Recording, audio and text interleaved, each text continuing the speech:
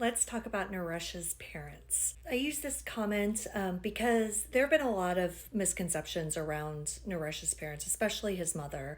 So I wanted to see if I could clear them up a little bit. This commenter says, according to other TikTok videos, I thought his parents were in the USA during Mamta's disappearance. And this is something that I've seen a lot, not just here, but on Facebook and other places. But from everything I've been able to find, it appears that both of Naresh's parents actually left and went back to Nepal in May. Now, I don't know if that was the original plan, though. It seems as though after Mini Mamta's birth, his parents came to the States to stay with Naresh and Mamta and help with the baby, ostensibly. But from what we understand, there was definitely tension there. Mamta's parents have both done interviews and, they're obviously in Nepali, so I've had to kind of rely on other people's translations of these interviews. But this is where we get the accusations that not only did Naresh beat Mamta in February, but that Naresh's mother helped beat her as well. It doesn't sound as though this was like a really nice, oh, my mother-in-law is going to help care for her granddaughter kind of situation. I don't want to get too big into, the cultural thing just because I don't feel like that's my place.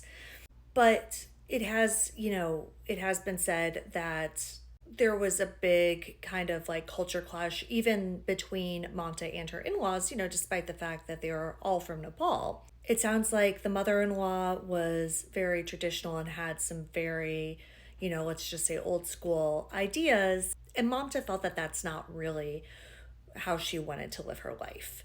And Naresh kind of alluded to this in one of his early interviews where he talked about when Mamta left the house in February. He said, we had this fight.